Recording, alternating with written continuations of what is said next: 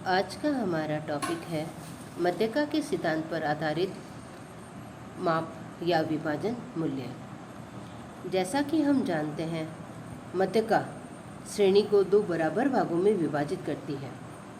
इसी सिद्धांत के आधार पर समंग श्रेणी को हम 4, 5, 8, 10 या 100 बराबर भागों में विभाजित कर सकते हैं और इन अनेक भागों में विभक्त करने वाले मूल्यों को हम विभाजन मूल्य कहते हैं। जब किसी समंग श्रेणी को 4 बराबर भागों में बांटा जाता है तो इसे हम चतुर्थक कहते हैं और प्रत्येक चतुर्थक श्रेणी के 25% मूल्य को व्यक्त करता है। चूँकि मध्यका श्रेणी के 50% मूल्यों को व्यक्त करती है, अतः ऐसी स्थिति में सिर्फ जब श्रेणी के 25% मूल्य को ज्ञात करना हो तो हम प्रथम चतुर्थक और श्रेणी के जब 75% मूल्यों को ज्ञात करना हो तो हम तृतीय चतुर्थक की गणना करते हैं। आज का हमारा फिर इसमें जो पॉइंट आएगा, टॉपिक रहेगा, वो रहेगा व्यक्तिगत श्रेणी में हम किस प्रकार चतुर्थक की गणना करते हैं। तो चतुर्थक गणना के लिए उसी सूत्र का हम प्रयोग करेंगे जो हम मध्यका निकालने के लिए काम में लेते हैं। यानी जिस प्रकार हम मध्यका की गणना करते हैं उसी प्रकार हम चतुर्थकों की गणना करेंगे। सिर्फ सूत्र में हम मामूली सा फेरबदल करेंगे। तो व्यक्तिगत श्रेणी में हम जब प्रथम चतुर्थक निकालते हैं तो उसके लिए हम सूत्र n+1/4 का प्रयोग करते हैं। इसी तरह यदि तृतीय चतुर्थक निकालना हो तो हम सूत्र 3n+1/4 सूत्र का प्रयोग करेंगे। और जो कैपिटल Q1 है वो प्रथम चतुर्थक को संकेताक्षर है और कैपिटल Q3 है वो तृतीय चतुर्थक का संकेताक्षर है। तो चतुर्थक निकालने से पहले हम सबसे पहले श्रेणी को आरोही या अवरोही क्रम में व्यवस्थित करते हैं। जिस प्रकार मध्यका को निकालने के लिए हमारा जो फर्स्ट स्टेप होता है श्रेणी को व्यवस्थित करना, जिसे हम आरोही या अवरोही क्रम में व्यवस्थित करते हैं, उसी तरह मध्यका पर आधारित किसी भी मान को जब हम निकालना हो तो हम सबसे पहले श्रेणी को व्यवस्थित करेंगे। वह चाहे आरोही क्रम में हो सकती है चाहे अवरोही क्रम में।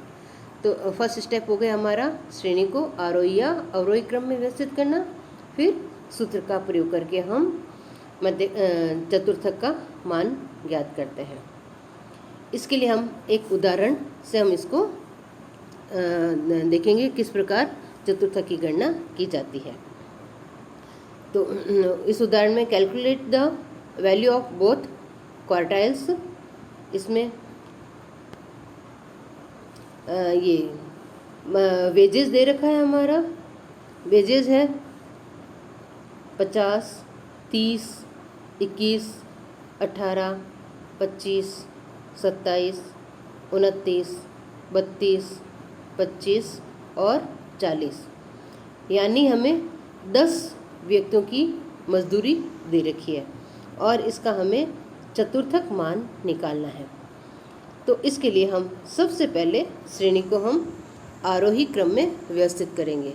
यानी सबसे जो छोटा मूल्य है उसको सबसे पहले, फिर बढ़ते हुए क्रम में व्यवस्थित करेंगे। इस प्रकार इस श्रेणी को जब हम व्यवस्थित करते हैं तो सबसे छोटा मूल्य आता है हमारा 18, उसके बाद आता है हमारा, उसके बाद बड़ा मूल्य आता है 21, 21 के बाद आता है 25, उसके बाद आता है 27, 27 के बाद मूल्य है 29, उसके पश्चात 30, उसके पश्चात 32, फिर 35, इसके साथ 40 और अंत में 50। इस तरह हमारे जो 10 व्यक्तियों की मजदूरी दे रखी है उसको हम क्रम वाइज बढ़ते क्रम में व्यवस्थित कर लेते हैं। इस क्रम में व्यवस्थित करने के पश्चात अब हम सूत्र का प्रयोग करते हुए पहले Q1 की गणना करेंगे, उसके पश्चात Q3 की गणना करेंगे। तो Q1 की गणना करने के लिए हम देखिए कि सूत्र हमारा क्या है, साइज ऑफ n + 1/4 आइटम। यहाँ n है पद मूल्यों की संख्या, जो कि इस उदाहरण में हमारे 10 है।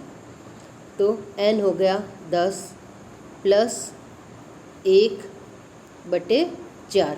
4 से तात्पर्य है चतुर्थक, यानी चतुर्थक किसी श्रेणी में कितने हो सकते हैं, 4।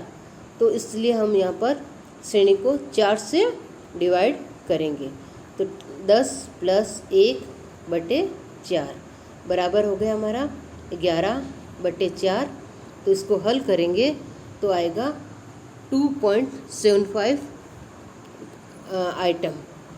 तो हमारी जो श्रेणी है उसमें जो प्रथम चतुर्थक है वो दूसरे और तीसरे पद मूल्य के बीच में स्थित है। तो एग्जैक्ट मान निकालने के लिए हम इसमें निकल रहे हैं, दूसरे पद मूल्य का हमारा मान कितना है, 21, और तीसरे पद मूल्य का मान कितना है, 25। इन दोनों का अंतर कितना है हमारा, 4। 25 - 21 = 4। तो हम इसमें दूसरे पद का मूल्य प्लस जो तीसरे और दूसरे पद का जो अंतर है उस अंतर का 0.75 से मल्टीप्लाई कर देंगे, यानी 0.75वां भाग, 3/4 भाग हम ले लेंगे। तो इस तरह से 21 + 4 का 0.75 से मल्टीप्लाई करेंगे तो वैल्यू आएगी 3। तो 21 + 3 बराबर होगा 4। इस तरह हमारा 21 + 3 करेंगे तो क्या आ जाएगा, 24। तो इस तरह हमारे प्रथम चतुर्थक का मान है 24। अब इसी तरह हम तृतीय चतुर्थक की गणना करेंगे। इसके लिए हमारा सूत्र है साइज ऑफ 3n + 1/4 आइटम। 3 हमने इसलिए लगाया है कि हम कौन से चतुर्थक की गणना कर रहे हैं, यहाँ पर तीसरा। जिस चतुर्थक की गणना करते हैं वो ही हम इसके आगे लगाते हैं। जैसे पहले चतुर्थक की गणना की थी तो n + 1 के बाहर 1 लिखेंगे, तो 1 लिखने से कोई मतलब नहीं है, इसलिए तीसरे चतुर्थक की गणना करते हैं तो ब्रैकेट के बाहर हम 3 लिखेंगे। तो 3n + 1/4, n बराबर पद मूल्यों की संख्या। तो इस तरह सूत्र में मान रखने पर हमारा आ रहा है 3, n बराबर हो गया 10 + 1/4, यानी 3 × 11 को हम इससे गुणा करेंगे तो 11 को 3 से गुणा करेंगे तो 33 आ जाएगा। 33 को अपन 4 से डिवाइड करेंगे तो 8.25 आ रहा है। 8.25 पद मूल्यों का मान। तो अब हम श्रेणी में देखते हैं 8वें पद का मूल्य कितना है हमारा, 35, और 8वें और 9वें पद मूल्य, 9वें पद का मूल्य कितना है, 40, और 9वें और 8वें पद का जो मूल्य है उसमें अंतर कितना आया, 5 का अंतर आया। तो इस जो 5 का अंतर है इसका 0.25 से हम मल्टीप्लाई करेंगे। तो हमारे 8वें पद का मूल्य है 35 + 0.25 × 40 - 35 बराबर 5 आएगा। तो 0.25 को 5 से मल्टीप्लाई करेंगे तो ये आएगा हमारा 1.25। इसको हम 35 में ऐड कर देंगे तो ये हमारा मान आ जाएगा 36.25, यानी हमारे तीसरे चतुर्थक का मान 36.25 है।